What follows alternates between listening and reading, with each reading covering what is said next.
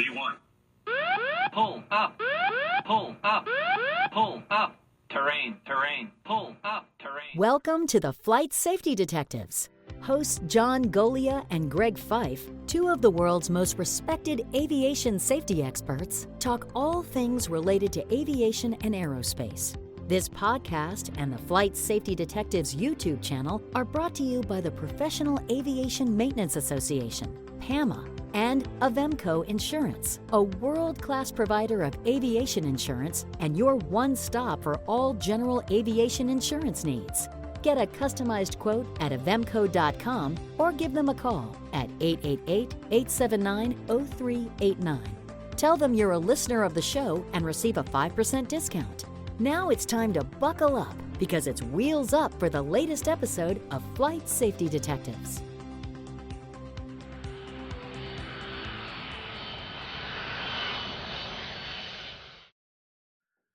Welcome, gentlemen. It is another episode of Flight Safety Detectives, and the three of us are finally together, kind of, sort of. It feels like a long time.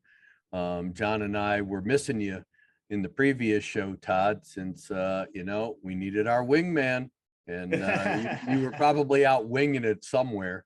We're not sure wasn't where. Probably with my assistant behind me. Yeah, really. Well, John and I dissected an accident in a previous show involving Atlantic Southeast Airlines. It was one of their Embraer EMB-120RTs. And it was an accident that occurred back in 1991.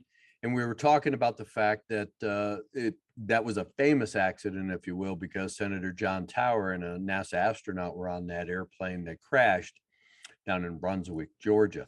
And the NTSB found that it was a problem with the propeller and the fact that the prop governor, if you will, the prop control device, allowed the blades to go to a pitch position that was well below flight idle, which caused controllability issues for the flight crew. They ended up losing control of the airplane and crashing. Today, we're looking at a subsequent accident, same airline, Atlantic Southeast Airlines, involving another EMB-120RT. This accident happened in August of 1995. The airplane had headed out of Atlanta, heading for Gulfport, Mississippi. And en route, while they were in the en route climb, one of the passengers who did survive the accident described that he heard a loud thud. The first officer, who also survived the accident, stated that it sounded like somebody taking an aluminum baseball bat and beating an aluminum can, is the way he described it. But it was apparent that there was a propeller blade failure on the left engine. The left prop blade, the whole prop assembly actually separated from the engine. Well, when it did that, unfortunately, it distorted the engine in the mounts and the engine nacelle, and actually distorted part of the wing. So now that introduced a controllability problem because there was so much excessive drag on the left side and a significant loss of lift that the crew could not keep the airplane afloat. They were going to go back to Atlanta for an emergency landing, but they couldn't keep the airplane flying. They ended up looking for an open field to make it an emergency landing. And while they were setting the airplane up for that emergency landing, it got into an uncommanded dive. And by the time the crew actually tried, they were trying, but by the time they were able to regain a bit of control, the airplane had already started to strike treetops. It did end up in an open field, but the airplane, through the impact motions, ended up killing 9 of the 29 people on board. The airplane then had a subsequent post-crash fire. And I know, John, that this fell on the heels of their previous accident by 4 years. It focused again on a propeller system that was manufactured and maintained by Hamilton Standard. And of course, the board was concerned and actually looked back at the previous accident, trying to find similarities to see what was going on. And I know that this was your induction into the NTSB as a board member. This was your IOE, if you will, for going out on an accident as a board member, and you'd gone out with another friend of ours and friend of the show, John Hammerschmidt, who was a board member at the time when you came on. Yes, and a friend before then as well, you know. So fortunately or unfortunately, I was around the board for a number of years, partially because of US Air and the number of accidents that they had, the Piedmont accident, the PSA accident. So I had been a known commodity around the board. And in more ways than one, trust me. I got to know a lot of people, including you. And Butch. And that's a story for another day. But anyway, yes, I was there in the beginning, and it was different to be a board member than being the person out there digging around in it, because I had been a tin kicker for 25 years at that point in time.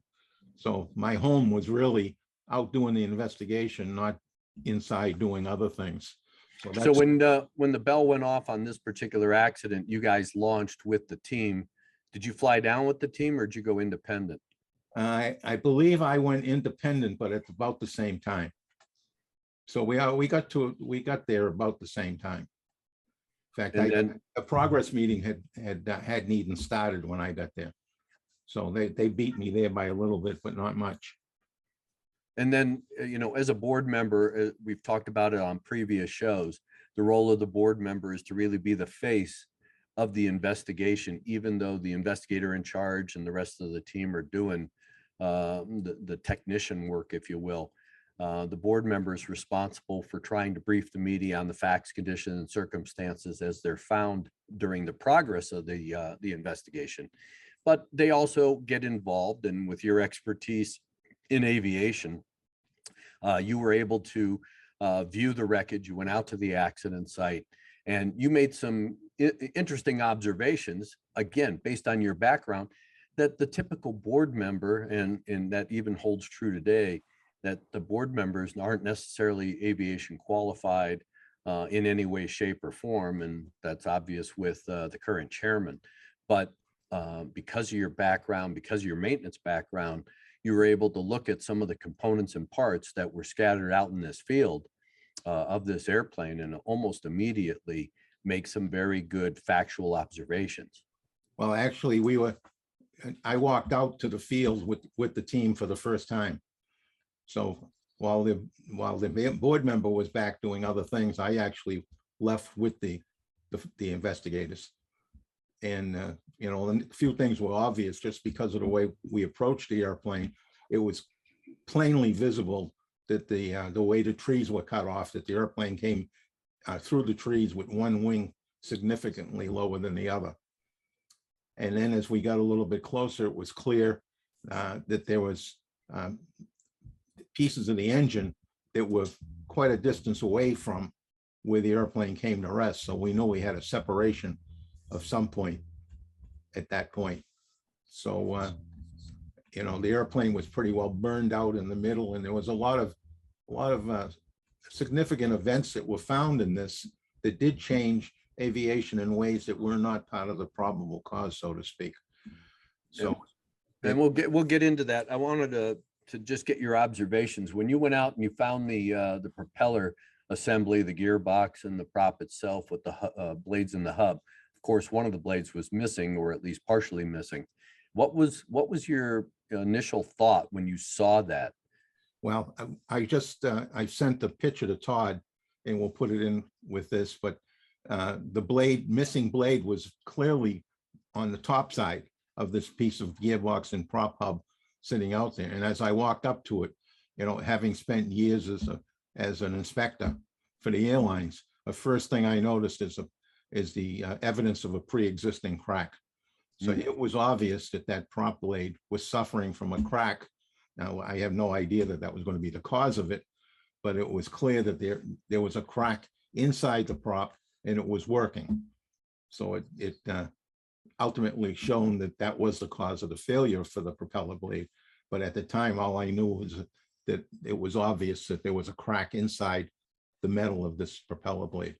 And just for our listeners and viewers that of the show, once, I mean, this is a 4-bladed propeller. Once one of those blades has separated, now you have an extreme imbalance. And because of the prop rotation, the RPMs that propeller is turning, the vibration that is the result of a missing blade and the imbalance is literally going to rip that engine off the airplane if the prop doesn't come off first. And in this case, the whole prop and gearbox left the airplane before it tore off the engine, but it had significantly distorted the engine and the engine nacelle, created so much drag, damaged the wing, that you had a very experienced captain. You had a guy who had better than 9,000 hours as a captain or as a pilot.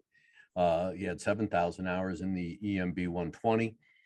Even though you had a relatively new first officer, he had better than 300 hours on the airplane.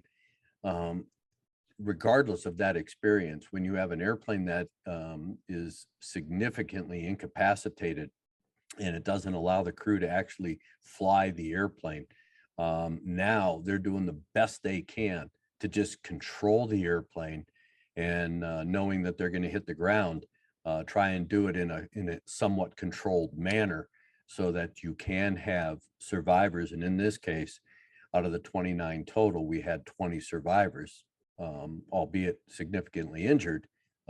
Actually, the captain, if I remember right, did suffer a lot of burns and injuries, but was able to resume his flying career at a point after this accident. Well, when the airplane caught fire, two things to note there. One is the airplane hit the ground, broke up, but the fire was not very large. There was a few grass fires around the airplane, and all of those survivors are the ones that got up and got out of that airplane quick. The people who perished were very slow in moving, and it took more than a minute for the fire to catch, and then another minute or two for it to be really an intense fire, so that there was adequate time for those people to get out. But for whatever reason, I mean, this shock is all, it's not a criticism. There's lots of reasons why people don't respond, but they probably weren't ready to get moving. And I tell people in my presentations all the time is that as soon as that airplane stops moving, you start moving, and moving quickly to get off that airplane. Yeah, that's a great way to look at it. Now, when we talked about this, the Atlantic Southeast accident 2311 from our previous show, when we look at what the findings were of the NTSB, they found that in this particular accident, this was a composite blade. There had been some issues with the blade. It had a lot of cycles on it. It went back to ham standard for an inspection. But apparently, John, it was the inspection process at the manufacturer that even though they found a deficiency in the blade, somehow this blade got back into service. Right, so there was an AD note out against this blade. And that's an airworthiness directive for our folks that don't know what ADs are. Right, I was just going to say that. So it was a required inspection item, and it was done by mechanics for Atlantic Southeast, and they discovered an indication of a crack. So the propeller blade was changed. You don't have to change a whole propeller. You can replace one blade at a time on this particular propeller. So they pulled the blade and they sent that blade back to the manufacturer. Now, Hamilton Standard had been in business in Connecticut from the beginning, I think. And they had recently made a business decision to move this good portion of their operations into the Carolinas. And the stated purpose to their shareholders was economics. So they moved this facility down and hired all new personnel, including a number of engineers and of course, almost the entire workforce down there. So this propeller blade comes in and they have a bunch of people who are task trained. They're trained to do one thing in particular. And it came to this one particular position. Bench position is what oftentimes called. I don't know what ham standards calls them, but anyway, it comes to this one position, and this individual is going to clean the blade up. And he uses a process to clean it up that's not approved. And it actually polished over the crack that was existing inside this propeller blade. And he got an indication, but it wasn't a strong indication. So then he calls for help. And the engineers came over, and it was thought to be not a severe crack or a severe flaw. And they said, let's just clean it up and put it back in the service. And that's what they did. And if you fast forward a short period of time, when this blade came apart, it was within just a few cycles of when the FAA said it was going to come apart. So the engine people here, who happen to be here in New England, right up the road from where I am right now, they were pretty good with their predictions on when this blade was going to fail. But it was a failure of the process. It was a failure of the training of that individual. It was a failure of the management of that individual, as well as the management of the facility. So it was a number of breakdowns, like we've seen in so many accidents. They're never one event. They're always a chain of events. And in this particular accident, the chain was all throughout the manufacturing and repair facility more than it was for the airline, because the airline discovered the crack and sent the blade back. And Todd, Let me ask a couple questions about the airworthiness directive itself. Now, just for those who aren't in the business directly, how important is it when an airworthiness directive comes into your aviation organization? Something you can put on the shelf, something you have to jump to immediately, something that'll get you arrested if you ignore it. How important is an AD? Most airlines that I've been exposed to, and that's the big ones like United and US Air and even Allegheny, when I was working for Allegheny, an AD note comes in and it's got everybody's attention. And it's usually assigned to one individual in engineering to shepherd that through, to find out what is it, what's the impact, what do we need to do? Do we need the audit parts to have them in stock to accomplish this procedure, whatever the procedure is? Does it call for test equipment that we have or we don't have? And then oftentimes you have to buy the right test equipment to accomplish the AD. So there's a lot of moving parts to an AD when it comes in the door.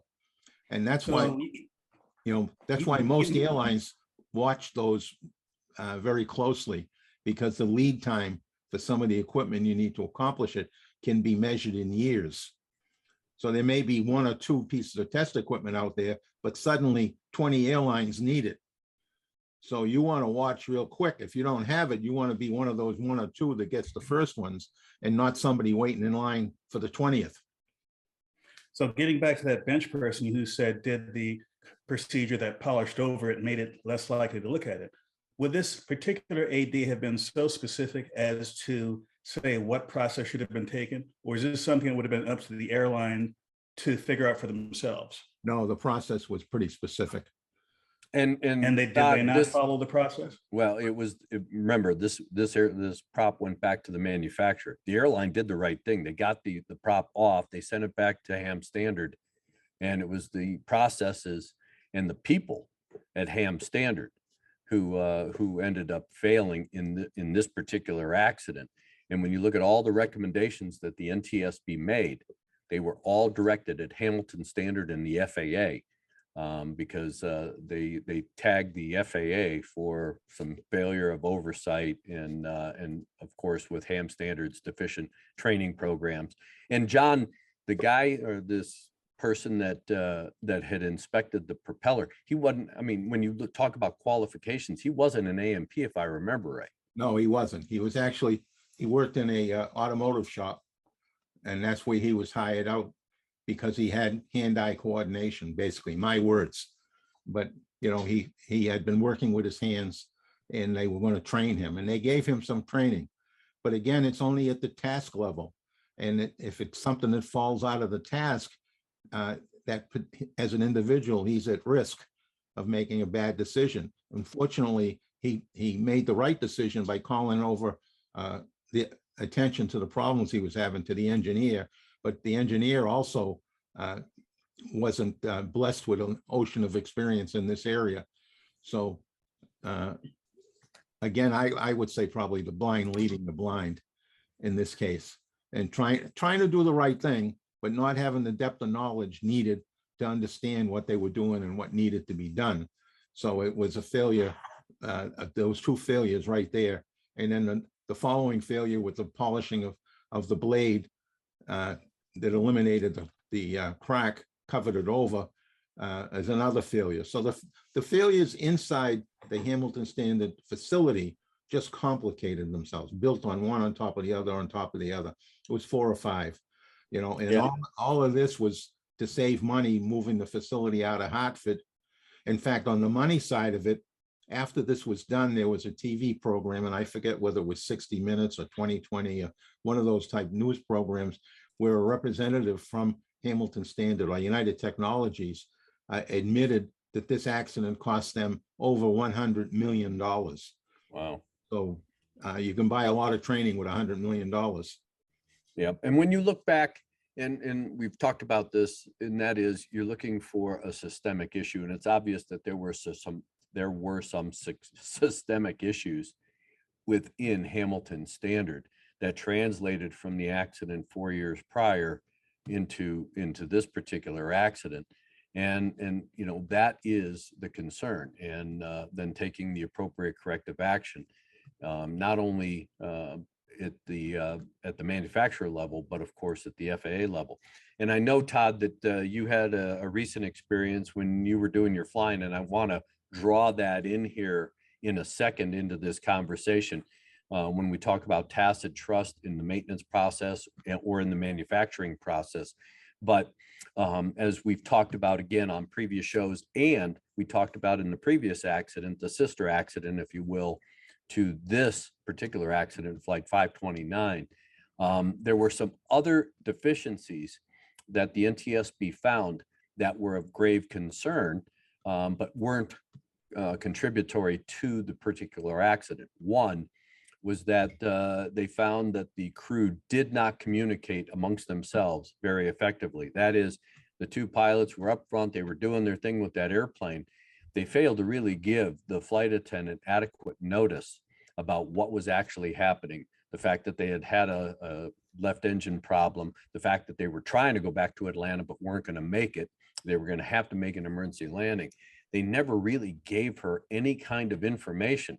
So she went through trying to secure the cabin, and her first inkling that they weren't going to be landing at an airport is as she was getting the cabin prepared, she looked out the window and saw trees, and immediately by the time she got into a semi-brace position, they were already smacking the trees and into the ground.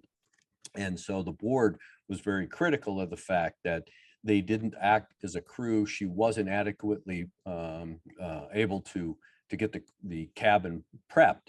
And then the concern, of course, is the fatalities and even the seriousness of the injuries. Could they have been mitigated or eliminated had she had adequate time to properly prepare the cabin for an off-airport emergency landing? So those are one of these peripheral issues that we always look for to see if we can enhance safety. One of the other concerns, and I know, Todd, you looked at this, and that was the crash acts.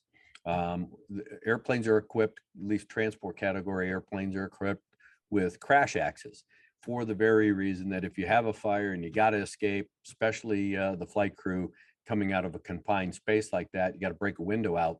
Those, because it's a pressurized aircraft, those windows are very thick, especially the windshield. They're 1 inch to 1.5 inches thick. And it's not like you can just kick it with your foot.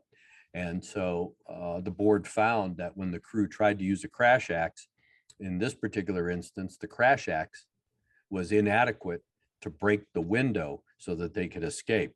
And actually, they broke the axe. The first officer actually broke the axe.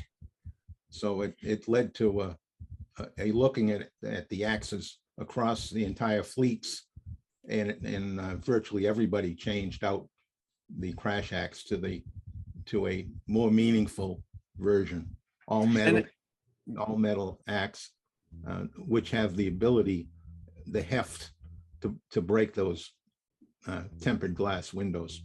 And it is a design issue. We see that with cars all the time. People think that they can kick out the windshield with their foot and that kind of stuff, and you really can't, or kick out a side window. And that's why I carry in my car a little device that's got a sharp point on it so that I can, hammer the window with it. It'll pierce the window, cause it to crack, and then I can kick it out. Those are the kinds of things that, you don't really think about consciously, but in this particular instance, could that have mitigated some of the injuries that the flight crew experienced because they were unable to get out of the airplane in a timely manner? Well, actually, the first officer owes his life to a volunteer fire department, which is something one would not expect from a small community not near the airport. But this volunteer fire department showed up rather quickly, and there was a huge fire right behind the cockpit door. The captain was perished, but the first officer was trapped in there. He was pinned, and they kept the fire away from the cockpit. They kept him fogged out, so to speak, with misted water. They broke the window. It took them a little bit themselves with their axe, but they were able to break the sliding window and get a hose in there to keep the heat and the fire away from him, and saved him while the rest of the volunteers put the fire out just behind him. So that was a very good job, very thoughtful from a volunteer fire department. In wrapping this discussion up, gentlemen, and asking you about how your flying is going, Todd, you brought up a point that you've been flying on a regular basis, and you went out to the airport and you were doing your pre-flight inspection of the airplane, and you noticed something curious about the airplane you were going to fly. And again, we always talk about the tacit trust that we end up putting as pilots into maintenance personnel or even the aircraft manufacturer. With my engines that I used to send out for overhaul, I always sent them back to the manufacturer so that I had a reman engine from the manufacturer. So you put a lot of trust in the fact that they are going to disassemble it, inspect it, and then reassemble that engine, replace the parts that need to be replaced, and they're not going to shortcut the process and things like that. And you had an experience with a wing on an airplane that you were going to fly that raised your concern, or at least your awareness to something found in a pre-flight. Certainly, and with a pre-flight inspection, one of the things I'm always looking for, and give you a picture here, I rent my aircraft from an organization. There are 3 different Cessna 172s that I can rent. This is one of the 3 that I do, and they all have different quirks about them. And I'm going through the pre-flight inspection, looking for anything out of the ordinary, dents, etc. But I saw something I've never seen in a pre-flight inspection before. I look under the aileron, lift it up and see what's going on. All the screws are new. Look at the flap. It's like, wow, this was either in maintenance recently and they super clean this up, or something else is going on.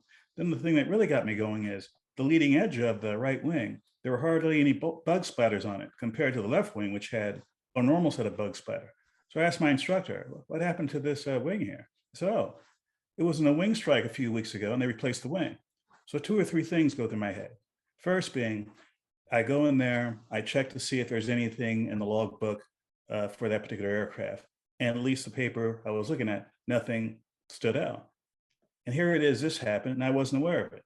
That's on me. It's like, all right, is there a process I should be going through whenever I check out an airplane to see if there's a write-up about something like this? Now, full disclosure, this organization has full maintenance records. It's at another airport, and I can always ask for permission to go look at those records, which I will do in the near future.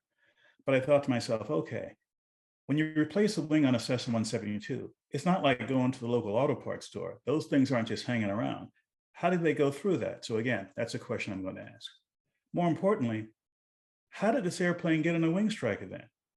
And I heard from the instructor that, oh, it was one of these situations where they had a tailwind on landing. There were several people in the pattern, all of whom were flight instructors flying with students. There was a relatively new controller in the control tower. Any one of these 3 aircraft and controller could have called for changing the runway around so you have a headwind. None of them did. That's an issue that can't be resolved by looking at the documentation, but you say to yourself, well, gee, like John pointed out recently, you have a lot of new people involved in aviation, even as flight instructors. Had there been at least one very experienced flight instructor amongst the three who were flying, would that person have chimed up and said, hey, this doesn't look right? And in fact, the incident aircraft, I think it was a second or third attempt to land. By the way, thanks to NTSB resources like Flight Aware and Flight Radar 24, I can go back in time, literally replay what happened during that sequence of events. Now I can look at another resource, look at historical weather information for that airport, so I can get a mental picture of what was going on. On top of that, called the Boston FSDO. I said, hey, I'd like to get some information on this. They said, good, go over here for our Freedom of Information Act request. Here's the event number, and they'll get back to you in a few days. And I just literally had called them like 5 minutes before we started the show. I'm expecting to get something from them within the next month or so. So stay tuned. When all the data gets put together and I go and look at the maintenance records, I can give you my own version of, gee, I'm concerned about my airplane. What can I do as an individual to address my concerns and answer the question, is this aircraft in any way questionable with respect to me training on it in the future? Very interesting. And one of the things that, of course, we're concerned with is the fact that you didn't know about that. And where operations are remote, like you were talking about, why isn't there some sort of discrepancy? I mean, look, one of the things that we have to worry about when I look at a logbook or you look at a logbook is determining if the airplane's airworthy, not just from the physical standpoint of walking around, but you got to make sure that it's airworthy in all the paperwork, because that too is your pilot, as a pilot, is your responsibility. And how are you going to be able to determine that if you don't know really the history, or at least the immediate history, because this happened so, close to the time you were flying, within weeks? How were you able to determine that? And I think that maybe the flight school should have a cheat sheet in there, or at least some sort of maintenance that looks back at least a year, if not 6 months, so that you can see, okay, what's transpired over the 6 months? How do you know the airplane meets IFR currency? Because you have to have a static check, you have to have an altimeter check and things like that. Where's all of that recorded if you don't have the maintenance logbooks with the airplane? So these are the kinds of things that even the flight school can learn, because if you get ramp checked, how do you prove to the FAA this airplane is airworthy with the limited records or record that you may have in that airplane? And that's a big issue. So these are the kinds of things that, not only acts investigation, but having a show like this where we can talk about it. And now you're putting the practical application to the pre-flight, and the fact that you were keen, you had a keen awareness of the fact that, man, those screws are brand new, something's up, better check it out, and that kind of thing. A lot of pilots would just blow it off and just keep on trucking, and can't do that. So I think that, again, I have a lot of trust in the people that work on my airplane, both the manufacturers and the maintenance folks, but trust but verify. And that's really the big point. Well, And gentlemen, I know the other trust issue here is a trust in the process. There's a process of getting information about incidents. Yeah, you can go to various online places, including my website, but that's not official. I want to get it straight from the horse's mouth, which is why I went straight to the FAA. I went there. When it comes to maintenance records, sure, I can sit around and do some hangar flying and say, well, what about this airplane? No, let me look at the documentation. Once I get the straight information, then I'll feel more comfortable. I don't care how good the source is. I want to get it from the official source. and this Very hard to do. With large repair stations today, they're allowed to just give you a work order number and a 10,000 foot view of what the work was done. And like everything else, the devil's in the details. And oftentimes you've got to really dig into work orders, which are only required to be kept for 2 years by the facility doing the work. And it's the work order is supposed to be kept with the logbook, but it's a separate piece of paper or multiple pieces of paper. And I've heard over and over again, from people telling me that when they bought the airplane, there was no work orders with it. Yeah. They went out, they sort of get lost. So you don't even know the damage history of the airplane before.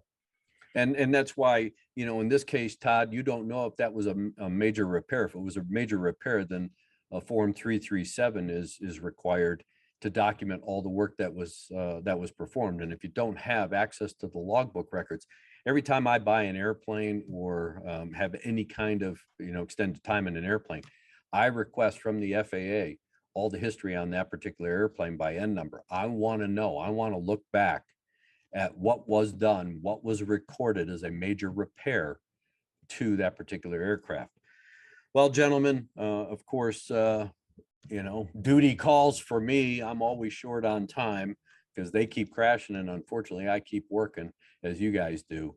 So I want to wrap this show up with giving you the second to the last word, Todd, about our discussion today, because of course I have to leave it to the Grand Master for our final words. Well, based on what I just said about my experience, if you have an inkling that something's out of place or something's kind of squirrely, follow up on that inkling. Because even if you're not an expert in what you think is going wrong, you have the responsibility as not just the pilot in command, but the person in command of your flying career to not just sit there and complain, but to take action.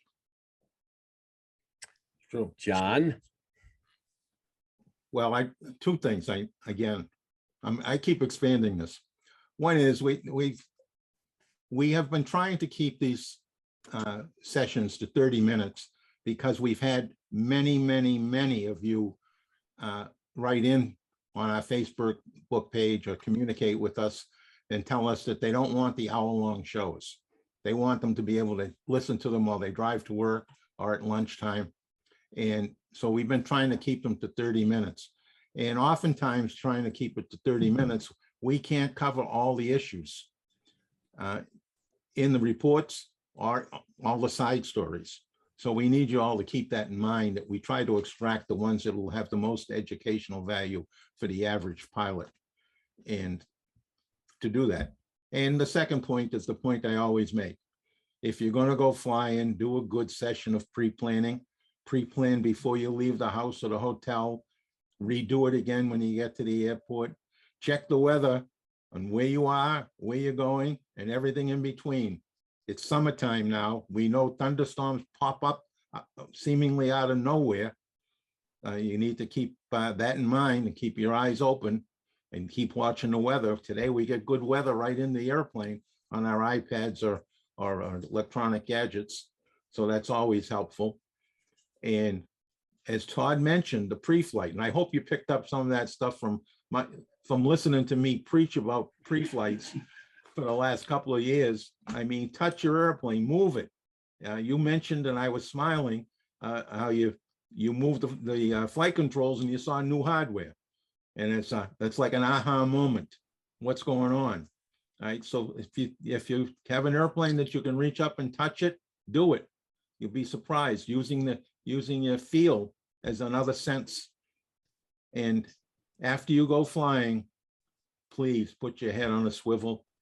With drones, so many student pilots out there, it's just a very difficult situation in good flying weather today. So you got to keep your eyes and your ears attuned to everything that's going on around you. Your ears can tell you how good your airplane is, and your eyes can tell you who else is around you. So please fly safely. To listen or watch more episodes of this show, go to flightsafetydetectives.com, the Flight Safety Detectives YouTube channel, or your favorite place to listen to podcasts. To contact John and Greg about the show, send them an email at flightsafetydetectives@gmail.com. And remember, for aviation insurance needs, contact Avemco Insurance at avemco.com or give them a call at 888-879-0389. Mention Flight Safety Detectives and receive a 5% discount. Thanks for listening to the Flight Safety Detectives, and remember to always fly safe.